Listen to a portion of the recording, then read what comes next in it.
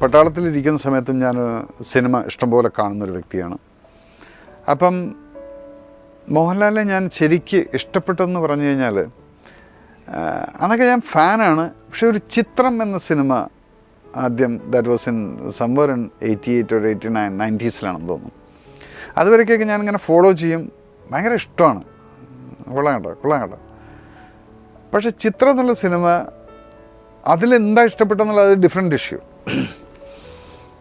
ഞാൻ ആദ്യം ഒരു പ്രാവശ്യം ലീവിന് വന്നു. അതിൻ്റെ പോസ്റ്റേഴ്സൊക്കെ കണ്ടപ്പോൾ എനിക്ക് എന്തോരം അതിലുള്ളൊരു പോസ്റ്റർ, ഒരു ചിത്രം ഒരു ഇങ്ങനെയൊക്കെ നിൽക്കുന്നത്. അപ്പോൾ വേണ്ട എന്ന് പറഞ്ഞ് ഞാൻ പോയി. ലീവ് കഴിഞ്ഞ് പോയിട്ട് 6 മാസം കഴിഞ്ഞ് ഞാൻ തിരിച്ചു വരുമ്പോൾ അജന്ത തിയേറ്റർ ട്രിവാൻഡ്രത്ത്, ഇന്ന് ഞാൻ ഓർക്കുന്നുണ്ടത്, വർഷങ്ങൾ കുറേ കഴിഞ്ഞിരിക്കും. ഞാൻ അവിടെ നിന്നാണ് കല്യാണം കഴിച്ചിരിക്കും. അപ്പോൾ ഞാൻ ലീവ് 6 or 7 മാസം കഴിഞ്ഞ് വന്നപ്പം ആ പോസ്റ്റർ അവിടെ തന്നെ കിടക്കുന്നു. അവിടെ അങ്ങനെ ഡേറ്റും നമ്പർ ഓഫ് ഡേയ്സ്. അപ്പോൾ ഈ പടം അത്രയും വലിയ ഹിറ്റായിരിക്കുന്നത്. ഇത് കഴിഞ്ഞ പ്രാവശ്യം ഞാൻ അവോയ്ഡ് ചെയ്താണല്ലോ. കയറി പടത്തിനകത്ത് കയറിക്കഴിഞ്ഞ് ലാസ്റ്റിൽ ചിത്രത്തിനകത്ത് സോമേട്ടൻ്റെ അടുത്ത് കരഞ്ഞുകൊണ്ട് വന്ന് പറയുന്ന ഒരാളുടെ ഒഴിവാക്കാൻ പറ്റില്ല എന്നുള്ളത്. അതിൽ ഞാനങ്ങ് കണ്ടിട്ട് സത്യം പറഞ്ഞു കഴിഞ്ഞാൽ I literally fell for him. സോമേട്ടൻ്റെ ആ ഒരു ലുക്കും ഞാൻ വിചാരിച്ചു ഇതാണ് ഈ പടം അത്രയും സൂപ്പർ ഹിറ്റായിട്ട് തോന്നുന്നത്. ഞാൻ ആ സമയത്ത് ഞാൻ ചുരുങ്ങിയത് ആ ലീവിൻ്റെ സമയത്ത് ഒരു 5-6 പ്രാവശ്യം ആ പടം ഞാൻ കണ്ടു കാണുന്നത്.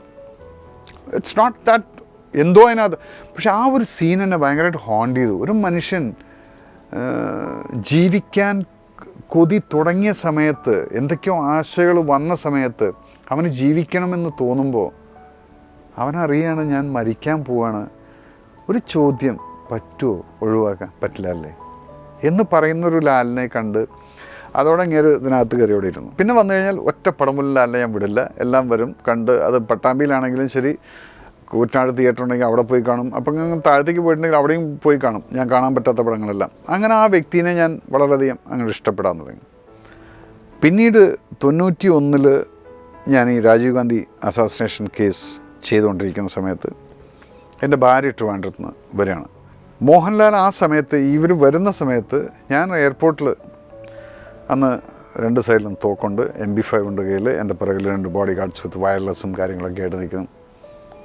പെട്ടെന്ന് ഞാൻ നോക്കുന്ന സമയത്ത് ആദ്യത്തെ ആൾ ഇറങ്ങി വരുന്നത് എസ്കലേറ്ററിൽ മോഹൻലാലും സുചിത്ര മോഹൻലാലും കയ്യിലൊരു കുട്ടിയുണ്ട്. മോഹൻലാലിനെ കണ്ട വഴിക്ക് മസിലൊക്കെയാണ് അയഞ്ഞു. പിന്നെ ഒന്നുകൂടെ പിടിച്ചു ഞാൻ. ഇത് പബ്ലിക്കിൻ്റെ ഇടയിൽ നാണകളിൽ നമ്മുടെ വീരും ശൂര്യമൊക്കെ പോകുന്നു. അടുത്തെത്തുമ്പോഴത്തേക്കും ഭാര്യ പിറകിൽ വരുന്നുണ്ട്. ഞാനൊന്നും നോക്കണില്ല, ലാലിങ്ങനെ ഇറങ്ങി വരുന്നത് ഇങ്ങനെ നോക്കിക്കൊണ്ട്. അപ്പോൾ ഞാനും വല്ല ഗൗരവത്തിലാണ് നിൽക്കുക. അപ്പോൾ ലാലും എന്നെ തന്നെ ഇങ്ങനെ നോക്കുന്നുണ്ട്. ആദ്യമായിട്ടായിരിക്കും ഒരു താടിയും തലയും ലോങ് ഹെയറൊക്കെ ആയിട്ട് ഒരു ടീഷർട്ടും ജീൻസൊക്കെ ഇട്ട് 2 സൈഡിലും തോക്കും വയർലെസ് ഒരു MP5 ഒക്കെ ഇട്ട് ഒരാൾ നിൽക്കുന്നത് പിറകിലുണ്ട്. അപ്പോൾ ഈ MP5 ഒന്നും അന്ന് ആൾക്കാരൊന്നും കണ്ടിട്ടില്ല. ഗൺസൊന്നും ഞങ്ങളുടെ കമാൻഡോസിൽ മാത്രമേ ഉണ്ടായിരുന്നുള്ളൂ. അങ്ങനെ ഇറക്കുമ്പോൾ ഞാനിങ്ങനെ ഗൗരവത്തിൽ നോക്കി. അടുത്തേക്ക് തന്നെ എത്തിയാറായപ്പോൾ ഞാൻ പിന്നെ പറഞ്ഞു, മാങ്ങാത്തൊലി എന്തോ ആയിക്കോട്ടെ, പോയി കൈ കൊടുത്തന്നെ കാര്യമെന്ന് പറഞ്ഞ് നേരെ കയറി അങ്ങോട്ട്. Hi Lal, major Ravi. ലാലിന് ഈ അറിയാത്ത ആൾക്കാരെ കാണുന്ന സമയത്ത് ഒരു കൗതുകത്തോടെ എന്നെ നോക്കുകയായിരുന്നു. അപ്പം ഇങ്ങനെ വിളിച്ചു, ശരി ഓക്കെ. ലാലങ്ങ് പോയി. ഞാനും മസിൽ വിട്ടില്ല. പോയിട്ട് അനിത ഇങ്ങനെ ഇറങ്ങി വരുന്ന സമയത്ത് എൻ്റെ അർജുനും കൂടെ ഉണ്ട്, കയ്യിലുണ്ട്. 2 ചെറിയ കുട്ടികളല്ലേ. ഇറങ്ങി വന്ന് കുറച്ച് നേരം ഞാൻ ഇങ്ങനെ ലാലിനെ നോക്കുമ്പോൾ ലാലവിടെ ലഗേജിന് വെയിറ്റ് ചെയ്തുകൊണ്ടിരിക്കുന്നു. ലാൽ എന്നെ തന്നെ ഇങ്ങനെ നോക്കുന്നുണ്ട്. ലാലും ഒരു കൗതുകം, എന്തൊക്കെയാണ് ഈ വെപ്പൺസ്, ഇതൊക്കെയാണ് മൂപ്പർ നോക്കുക, അല്ല മേജർ രവി കണ്ടിട്ടുള്ള നോട്ടമല്ല. അപ്പോൾ ഞാൻ അനിതയുടെ അടുത്ത് ചോദിച്ചു, ലാലിനെ കണ്ടോ നീ എന്ന് വെച്ചു. ആ അജിത്തേട്ടൻ പരിചയപ്പെടുത്തി തന്നു തോന്നുന്നത്. ആരെ? ഈ അജിത്ത് എന്ന് പറഞ്ഞാൽ വികാരമില്ലാത്തൊരു വ്യക്തി എന്ന് പറഞ്ഞില്ലേ അന്ന്, കീർത്തിചക്ര കാണാൻ വേണ്ടിയിട്ട് എന്നെ കാറിൽ കൊണ്ടുപോയിട്ട് ഒരു എക്സ്പ്രഷൻ ഇല്ലാതെ നിന്നിരുന്നൊരു പാർട്ടി. അവൻ കിരീടത്തിനകത്തൊരു ചെറിയ റോള് പാർവതി കല്യാണം കഴിച്ച് കൊണ്ടുവന്ന് റോൾ ചെയ്തിട്ടുണ്ട്. അപ്പോൾ ലാലിനെ അറിയാം, പരിചയപ്പെടുത്തി കൊടുത്തത്രേ. അത് ശരി, അപ്പോൾ പോകാമെന്ന് പറഞ്ഞ് ഞങ്ങൾക്ക് ലഗേജ് ഒന്നും ഉണ്ടായിരുന്നു, ഞങ്ങൾ ഇറങ്ങിപ്പോയി. ഇതാണ് ഫസ്റ്റ് ഞാൻ ലാലിനെ എൻ്റെ ജീവിതത്തിൽ കാണുന്നത്. അപ്പോൾ അന്നത്തെ വികാരം എനിക്ക് ഇന്നിപ്പോൾ ഓരോ ഫാൻസും ലാലിൻ്റെ അടുത്തേക്ക് വരുന്ന സമയത്ത് പലപ്പോഴും ഞാൻ എന്നെ കാണാറുണ്ട്. അതിൽ ഒരു ഭ്രാന്ത് പിടിച്ചൊരു ലുക്കിൽ ഇങ്ങോട്ട് വരിക, എന്തെങ്കിലും ലാലേട്ടനെ തൊടുക, ഇങ്ങനെയുള്ളൊരു വികാരം ഞാൻ 91 എനിക്ക് അങ്ങനൊരു വികാരം തന്നെയായിരുന്നു. പക്ഷേ അന്ന് ഞാൻ എൻ്റെ ഈ പൊസിഷൻ വെച്ചിട്ട് ഞാൻ മസിൽ പിടിച്ച് നിന്ന് ഒന്ന് ടൈറ്റാക്കി, അല്ലെങ്കിൽ ഞാൻ കൈവിട്ട് പോയിരുന്നതാണ്. തോക്കൊന്നും ഇല്ലായിരുന്നെങ്കിൽ. എന്തെങ്കിലും പറഞ്ഞ് ലാലിൻ്റെ അടുത്ത് ഞാൻ സംസാരിച്ചിട്ട് പതുക്കെ പോകുക. അത് കഴിഞ്ഞിട്ട് ഞാൻ 91 ഓഗസ്റ്റിൽ ഈ ഓപ്പറേഷൻ ചെയ്യുന്നു. ശിവരാസൻ ഓപ്പറേഷൻ കഴിഞ്ഞു. മനോരമയിൽ ആണ് എൻ്റെ ന്യൂസ് കേരളം അറിയുന്നത്. ഈ മനോരമയിലത്തെ ന്യൂസ് ലാൽ അന്ന് 91 തന്നെ ഇത് വായിച്ചപ്പം അവിടെ ഇരുന്നിട്ട് പറഞ്ഞത്ര, ഇത് മലയാളിയാണ് കേട്ടോ, ഇയാളൊന്ന് കാണുമായിരുന്നു എന്നുള്ളത് അന്ന് പറഞ്ഞിട്ടുണ്ട് അത്ര. അത് പിന്നീടാണ് അറിയുന്നത്.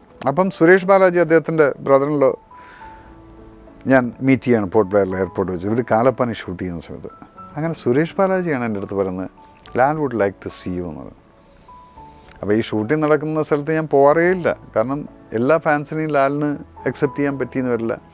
സോ ശരിക്ക് ദൂരം നടന്നും കാണണ്ട. കാണുകയാണെങ്കിൽ നമ്മൾ രാജകീയമായിട്ട് തന്നെ കൈയൊക്കെ കൊടുത്ത് കെട്ടിപ്പിടിച്ച് ഒരു ഉമ്മയൊക്കെ കൊടുത്തിട്ടൊക്കെ സംസാരിക്കണം എന്നുള്ളൊരു ആഗ്രഹത്തിൽ നിൽക്കുന്ന ആൾ.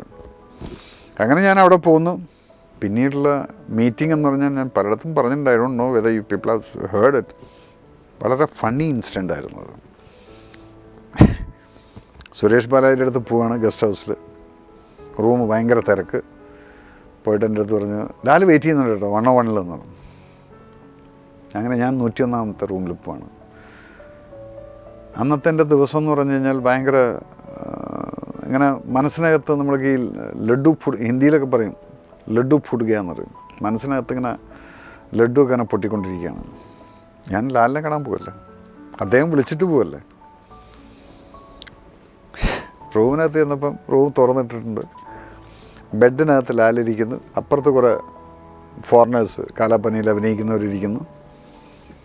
അപ്പം ഞാൻ ഈ വാതിക്കൽ ചെന്ന വഴിക്ക്, hi Lal, I am Ravi.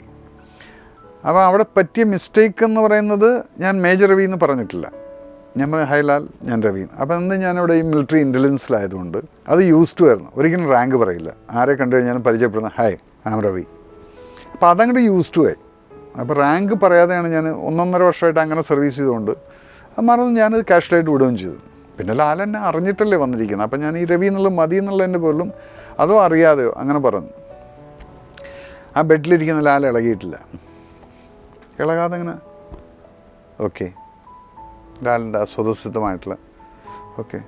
അപ്പം ഞാനിങ്ങനെ നിൽക്കുകയാണ്. മൂപ്പരുടെ ഒരു എക്സൈറ്റ്മെൻറ്റും കാണുന്നില്ല.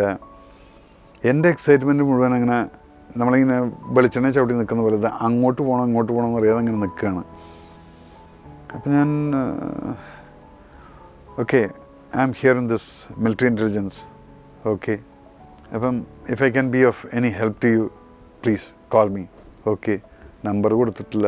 വെറും വാക്ക് പറഞ്ഞിട്ട് നമ്മൾ ഒഴിയാന്ന് പറയില്ലേ, ചെയ്യാന്ന് പറഞ്ഞു. ഞാൻ വിചാരിച്ചല്ല, ഏതായാലും വന്നതല്ലേ, നിന്ന് കൈ കൊടുത്തിട്ട് പോകാമെന്ന് പറഞ്ഞ് ഞാനത് അവരുടെ ബെഡ് വരെ പോയി കയ്യൊക്കെ കൊടുത്തു. മൂപ്പർ അവിടെ ഇരുന്ന വഴിക്ക് ആ ഇരിപ്പ് തന്നെ കയ്യും തന്നു എന്നെ. ഞാൻ പുറത്തേക്ക് ഇറങ്ങിയിട്ട് വളരെ വിഷമിച്ചിട്ട്, ഇതുകൊണ്ടാണ് ഞാൻ ലാലിനെ കാണാൻ ഞാൻ ലൊക്കേഷനിൽ 15 ദിവസമായിട്ട് പോകുമായിരുന്നു കാലാപ്പനിയിൽ.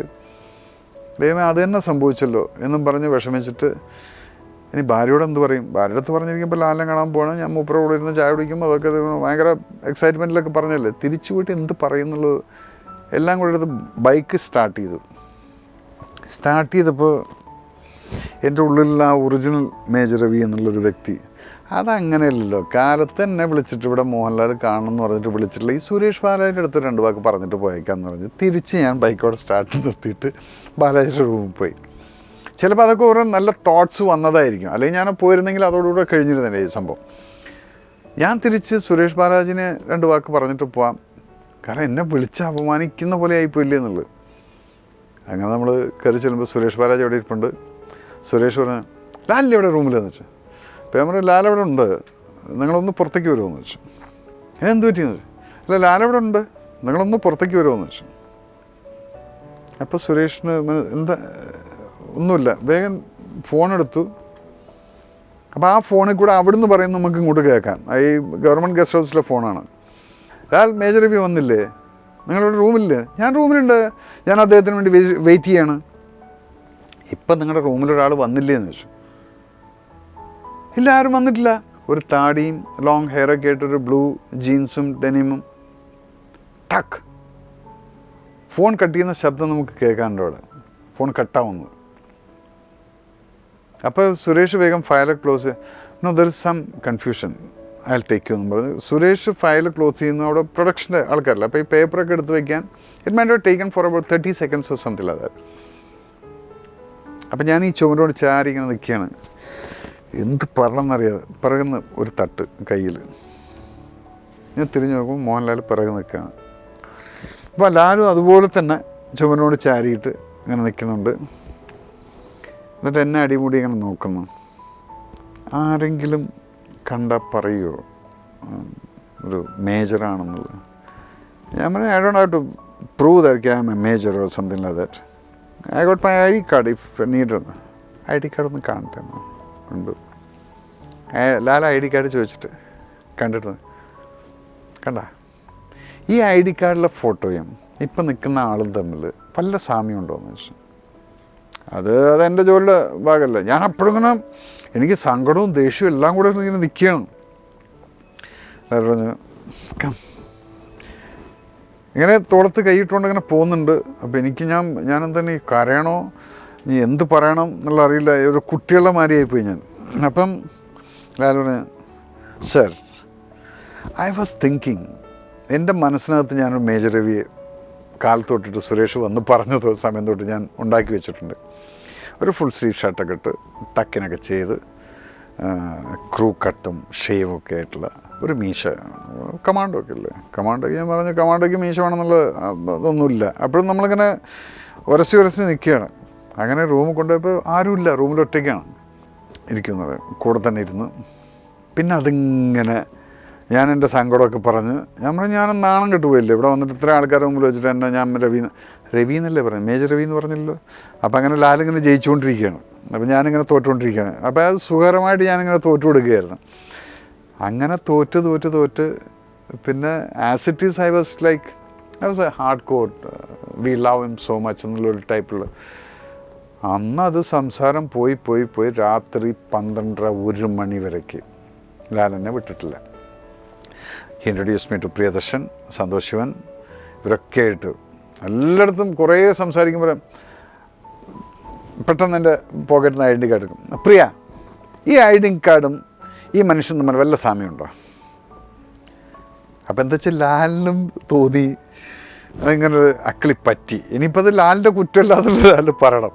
ഞാൻ പറഞ്ഞു ഓക്കെ സമ്മതിച്ചു. അപ്പോൾ പ്രിയ ഇല്ലല്ലോ അത് ശരി തന്നെയാണ്, പക്ഷേ എന്നാലും രവി എന്ന് പറഞ്ഞ അതിന് പ്രിയ എൻ്റെ അടുത്ത് മേജർ രവി എന്ന് പറഞ്ഞിട്ടില്ല. ഇത് പറഞ്ഞ് മൂപ്പര് അങ്ങോട്ട് ജയിച്ചു. ഞാൻ പറഞ്ഞു ഓക്കെ ജയിക്കട്ടെ. ആ ബന്ധമാണ്. എന്നിട്ട് അന്ന് എൻ്റെ കൂടെ ഞാൻ തിരിച്ച് വീട്ടിലേക്ക് വരാൻ വേണ്ടി അന്ന് ഈ മൊബൈലൊന്നും ഇല്ലാത്തതുകൊണ്ട് ഭാര്യ അടക്കം ടെൻഷൻ അടിച്ചിട്ടിരിക്കുകയാണ്. ഇത് പോയിട്ട് ഇതുവരെ എത്തിയിട്ടില്ല. മോഹൻലാലിനെ കാണാൻ പോയിട്ടില്ലാണ്. ഞങ്ങളവിടെ എല്ലാവരും കൂടെ സെക്യൂരിറ്റിക്കാരെല്ലാവരും കൂടെ തല്ലിക്കൊന്നു. എന്താണെന്ന് ഒരു പിടിയില്ല, അവിടെ ഒരു വിവരമില്ല. അപ്പം ഞാൻ പറഞ്ഞു ലാലു ഞാൻ പോട്ടെ, ഇനി കാലത്ത് പിന്നെ നാളെ ഞാൻ എൻ്റെ വൈഫിനെയും കൊണ്ടുവരും കേട്ടോ, മോനെയൊക്കെ ഒന്ന് പരിചയപ്പെടണം.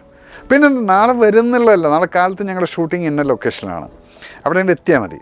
മിലിറ്ററിയുടെ പരിപാടി എന്താ വെച്ചാൽ അതിപ്പം മനസ്സിലായി കാര്യങ്ങൾ എന്തൊക്കെയാണെന്ന് വെച്ചാൽ. കാലത്ത് ഫ്ലൈറ്റ് വരുന്ന സമയത്തുള്ള ഡ്യൂട്ടിയല്ലേ ഉള്ളൂ. അത് കഴിഞ്ഞിട്ട് പിന്നെ പ്രശ്നമൊന്നുമില്ലല്ലോ. പിന്നെ മൂപ്പരങ്ങ് ചാർട്ട് ചെയ്തു. അപ്പോൾ ഞാൻ ഫ്ലൈറ്റ് വരുമ്പോൾ എല്ലാം ചാർട്ട് ചെയ്ത് നോക്കി, ഇമിഗ്രേഷൻ്റെ കാര്യങ്ങളൊക്കെ നോക്കി, ഫോറിനേഴ്സിനെ നോട്ട് ചെയ്തു. നമ്മൾ നോട്ട് ചെയ്ത് പിന്നെ ലാലിൻ്റെ അടുത്തേക്ക് പോകണം. അത് 15 ദിവസം നമ്മൾ പോവാണത്. ആ 15 ദിവസത്തിലുണ്ടായിട്ടുള്ളൊരു ബന്ധം എന്ന് പറയുന്നത് ഇറ്റ് വാസ് സംതിങ് ലൈക്ക് ഞാൻ എങ്ങനെ ലാലിനെ ആരാധിച്ചിരുന്നു അതുപോലെ എനിക്ക് ലാൽ ആ റെസ്പെക്റ്റ് ഒരു കമാൻഡോ എന്നുള്ള ലെവലിൽ തരുന്നുണ്ടെന്നുള്ളത് എനിക്ക് മനസ്സിലായി. രാജീവ് ഗാന്ധി അസാസിനേഷൻ്റെ ഈ കേസ് എന്തെല്ലാം. അപ്പോൾ ഇറ്റ്സ് എ മ്യൂച്വൽ ലൈക്കിംഗ് ആണ് ഞങ്ങളുള്ള ബന്ധം. ഇതിനകത്ത് ഞാൻ ഒരിക്കലും പടം ചെയ്യണമെന്ന് ആഗ്രഹിച്ചിട്ടില്ല. അങ്ങനെയുള്ള ബന്ധം 2004 വരയ്ക്കും ഞാനത് പറഞ്ഞിട്ട് പോലുമില്ല. ഞാനൊരു പടം ചെയ്യാൻ ആഗ്രഹിക്കുന്നു, ലാലിനെ വെച്ച് പടം ഡയറക്റ്റ് ചെയ്യണം എന്നുള്ളത് ഞാൻ പറഞ്ഞിട്ട് പോലില്ല. 2004 എന്ന് പറയുന്ന സമയത്ത് ഇറ്റ്സ് ഓൾമോസ്റ്റ് ലൈക്ക് 94 തൊട്ടിട്ട് 2004 എന്ന് 10 വർഷത്തിന് ഇതൊന്നും പറഞ്ഞിട്ടേ ഇല്ല. ബട്ട് എല്ലാം ഒരു നിമിത്തം പോലെ പിന്നെ അത് ആ ഒരു chemistry as a actor and director അത് വർക്കൗട്ടായി. As a friend we are like family friends. മക്കൾ തമ്മിലുള്ള ബന്ധവും വൈഫുമാർ തമ്മിലുള്ള ബന്ധവും ഞാനും ലാലും തമ്മിലുള്ള ബന്ധം it has become a family friends.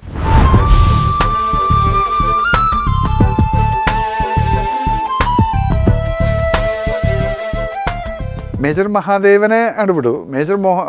Lieutenant മോഹൻലാലും മേജർ രവിയും കൂടിയിട്ട് അടുത്ത് തന്നെ. അത് എനിക്ക് തോന്നുന്നു സ്ലോട്ട് കിടക്കുന്ന അങ്ങനെ ഒരു ഏപ്രിൽ മെയ് വല്ലതുമായിരിക്കും. അത് എങ്ങനെയെങ്കിലും ലാൽ സാറിൻ്റെ ഇഷ്ടത്തിന്. Otherwise we have locked A story. ഇപ്പം ഞാൻ ഈ പിക്കറ്റ് 43 ഇങ്ങനൊരു അറ്റംപ്റ്റ് ചെയ്തുകൊണ്ട് പട്ടാളക്കഥയാണെങ്കിൽ കൂടെ അതിനകത്ത് വേറൊരു അറ്റംപ്റ്റാണ് ഞാനത് ചെയ്തിരിക്കുന്നത്.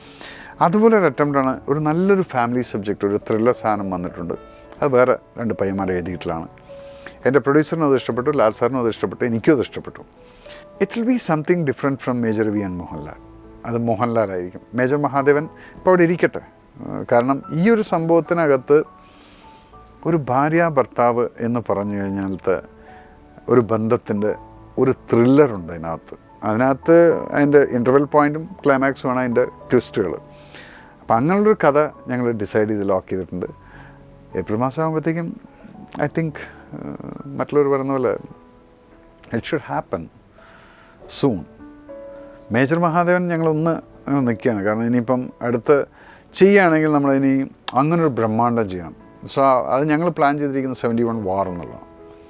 That should be the ultimate. അങ്ങനെയുള്ളത് അതിനകത്ത് എനിക്ക് ഇപ്പം എന്താണെന്ന് വെച്ചാൽ എനിക്ക് ഒരു മേജർ മഹാദേവനുണ്ട്, ഇപ്പുറത്തൊരു വേറെ ലെഫ്റ്റനൻറ്റ് ഒരു റാങ്കിലുള്ള ഒരാളെ കൊടുക്കാൻ രാജുവിനെ പോലും ഒരു ചെറുപ്പക്കാരൻ. It should be A multi star combination.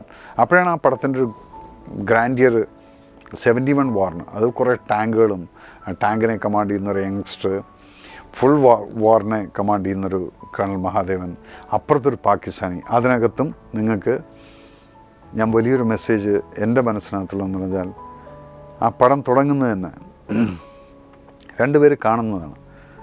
ഇന്ത്യയിലെ ഒരു പട്ടാളക്കാരൻ കേണലും പാകിസ്ഥാനിലൊരു കേണലും കണ്ടുമുട്ടുന്നു UN മിഷനിൽ വെച്ചിട്ട്.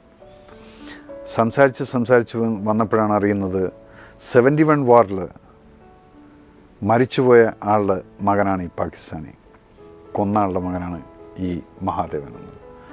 അത് കഥ വേറൊരു ലെവലിലാണ് ഞാൻ കൊണ്ടുപോകുന്നത്. ഇതിൽ കൂടുതൽ ഞാൻ പറയുന്നില്ല.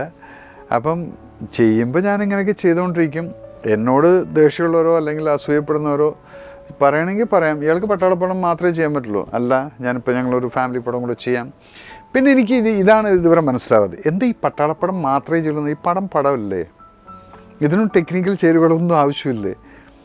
I don't know. പക്ഷേ I am proud to say that I make patriotic films എന്നുള്ളതിന് ഞാൻ വളരെ അഭിമാനമുണ്ട്. അതിനകത്ത് സാമൂഹിക പ്രതിബദ്ധതകൾ ഉള്ള സബ്ജക്റ്റുകൾ ഞാൻ ചെയ്യുന്നു എന്ന് പറയുമ്പോഴും I am really proud of it.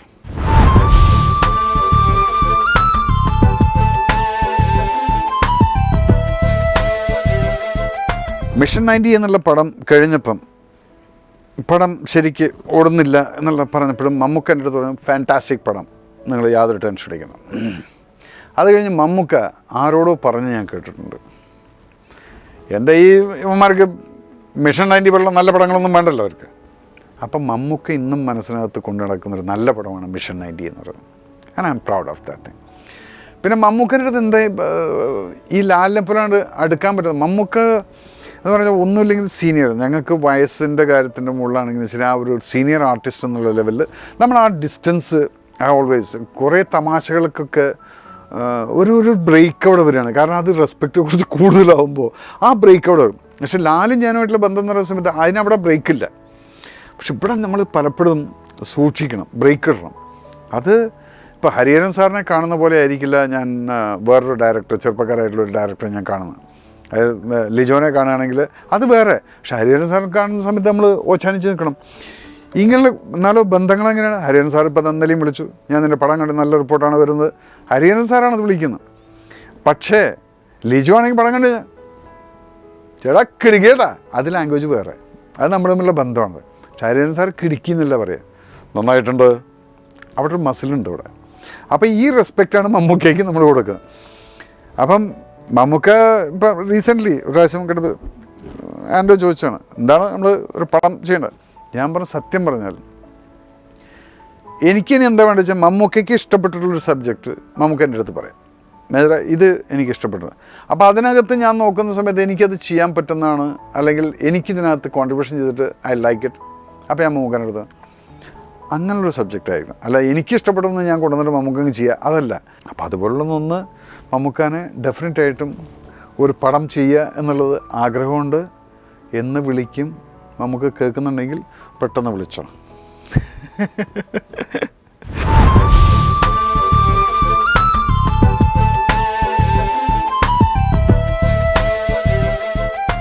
തല്ലുണ്ടാക്കി എന്നുള്ളതെല്ലാം ഞാൻ എന്താ വെച്ചാൽ അങ്ങനെയുള്ളൊരു പേര് പോലും എനിക്ക് പറയാൻ ആഗ്രഹമില്ല. ഞാൻ ആരാന്നുള്ളത് എനിക്കറിയാം. ഞാൻ ഒരാളെ തല്ലി എന്ന് പറഞ്ഞാൽ അതിന് വലിയ ന്യൂസില്ല. നേരെ വെച്ചാൽ അത് തിരിച്ച് ഇങ്ങോട്ട് തല്ലി എന്ന് പറയുമ്പോൾ അതൊരു ന്യൂസായിരിക്കും. ഞാൻ അത്രയേ കണക്കാക്കുള്ളൂ. തല്ല ആർക്ക് കിട്ടിയെന്നുള്ളത് ആ യൂണിറ്റിലുള്ള ആൾക്കാർക്ക് അറിയാം. ആരുടെ വായിന്നാണ് ചോര വന്നിരുന്നതെന്നുള്ളതും ആൾക്കാർക്കറിയാം. അത് ആ യൂണിറ്റിലുള്ളവർക്കറിയാം. പക്ഷെ ഞാൻ അതിനെക്കുറിച്ച് സംസാരിക്കാൻ ആഗ്രഹമില്ല. വിവരമില്ലാത്ത ഒരു 23 വയസ്സുകാരനോ അല്ലെങ്കിൽ 24 വയസ്സുകാരൻ കുറച്ച് മുട്ട വയറ്റും നിന്ന് മസിലുണ്ടാക്കിയിട്ട് എന്തെങ്കിലും പറഞ്ഞ് മുട്ട വയറ്റും മസിലൊന്നും അല്ല. ഒരു കമാൻഡോൻ്റെ കൈ എന്ന് പറയുന്നത് എന്താണെന്നുള്ളത് ആർക്ക് കിട്ടിയോ ആ ആൾക്കറിയാം എന്താണെന്നുള്ളത്.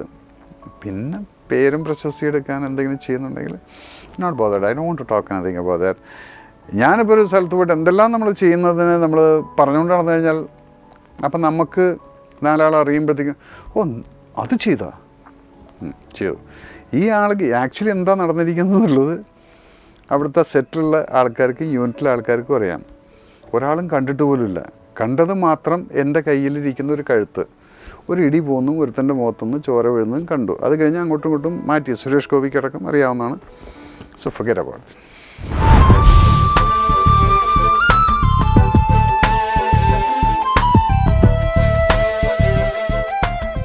എൻ്റെ ഭാര്യയുടെ സപ്പോർട്ടെന്ന് പറയുന്നത്, എൻ്റെ ഭാര്യ എന്ന് പറയുന്ന സമയത്ത് ഞാൻ കൂട്ടത്തിൽ കല്യാണം കഴിഞ്ഞ് 10ാം മാസമായപ്പോഴത്തേക്കും മോനും ഇറങ്ങി.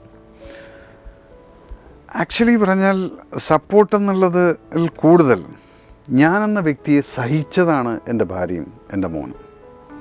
സപ്പോർട്ടല്ല അത്. അവരെന്നെ സഹിച്ചിട്ട് ഇത്രയും 26 വർഷമായിട്ടും എൻ്റെ കൂടെ ഉണ്ടല്ലോ എന്നുള്ളതിന് I just thank them for that. To my wife Anitha and my son Arjun. And today my son is in this same field. ഇപ്പോൾ അർജുൻ എന്ന് പറയുന്നത് ഇപ്പോൾ ജോമോൻ ടിയുടെ കൂടെയും തിരുവിൻ്റെ കൂടെയും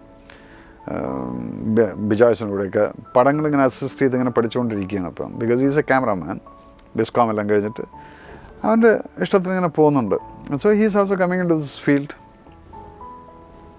that is what is my life.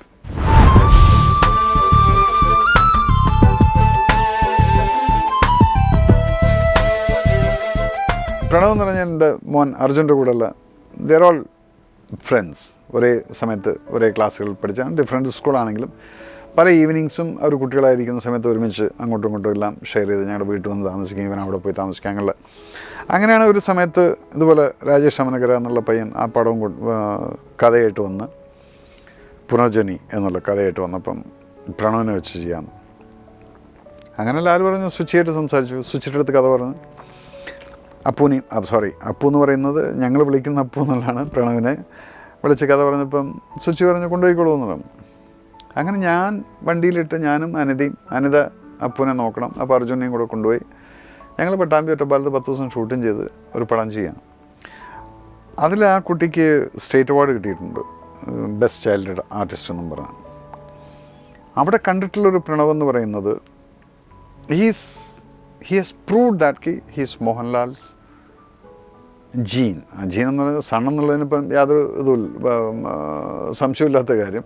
പക്ഷെ ആ ജീൻ എന്ന് പറയുന്നത് ആക്ടിങ് കേപ്പബിലിറ്റി എന്ന് പറയുന്നത്. ആ ഒരു കുട്ടിയായിരിക്കുന്ന സമയത്ത് മലയാളം അറിയില്ലെങ്കിലും, മലയാളം കുറച്ചേ അറിയുള്ളൂ, ആ ഡയലോഗുകൾ നമ്മൾ പറയുന്നത് ഒറ്റ പ്രാവശ്യം കേട്ട് കഴിഞ്ഞാൽ അത് അതുപോലെ പറയുമോ. നമ്മൾ പ്രോംപ്റ്റിംഗ് ഒന്നും വേണ്ട. പിന്നെ നമ്മൾ പറഞ്ഞു കൊടുക്കുന്ന ഓരോ കാര്യങ്ങളും കൃത്യമായിട്ട് ഒബ്സർവ് ചെയ്തുകൊണ്ട് അതിനെ അപ്പൂൻ്റേതായിട്ടുള്ള കോൺട്രിബ്യൂഷനിലാണ് ആ കുട്ടി ചെയ്തിരിക്കുന്നത്. ഇപ്പം നമ്മൾക്ക് ആഗ്രഹമുണ്ട് പ്രണവിനെ വെച്ചിട്ട് പടം ചെയ്യണമെന്ന്. പക്ഷേ Pranav is in a different mood. He wants to travel, he wants to learn lot of things. അപ്പം we all left in the. അപ്പം എന്നെങ്കിലും എനിക്കൊരാഗ്രഹമുണ്ട് പ്രണവിനെ വെച്ച് അങ്ങനെ ഒരു സബ്ജക്റ്റ് എടുത്ത് ആദ്യത്തെ പടം എനിക്ക് തന്നെ. അപ്പോൾ എൻ്റെ അടുത്ത് പറഞ്ഞിരിക്കുന്നതൊക്കെ അങ്ങനെ തന്നെയാണ്, അങ്കിൾ തന്നെ ഞാൻ ഫസ്റ്റ് ചാൻസ് തരാമെന്നും. അത് എപ്പോൾ എന്നുള്ള അറിയില്ല. ഈ കോഴിക്ക് മുല വരുന്ന പോലെ നമ്മളിങ്ങനെ കാത്തിരിക്കുന്നുണ്ട് പ്രണവ് മോഹൻലാൽ എന്ന് സിനിമയിലോട്ട് വരുമെന്നുള്ളത്. But I am telling you is a fantastic actor and a good human being. Pranav should be in this industry as an actor, not as a director and all this. I don't know, അത് ജിത്തുവിന് മാത്രമേ ഉണ്ടാവുള്ളൂ. ഇപ്പോൾ ജിത്തുവിൻ്റെ കൂടെ work ചെയ്യുന്നുണ്ട്. So Jittu will say that whether he wants to become a director. എന്നോട് ചോദിച്ചു കഴിഞ്ഞാൽ I want him to become an actor. That is what is Pranav Mohanlal to me.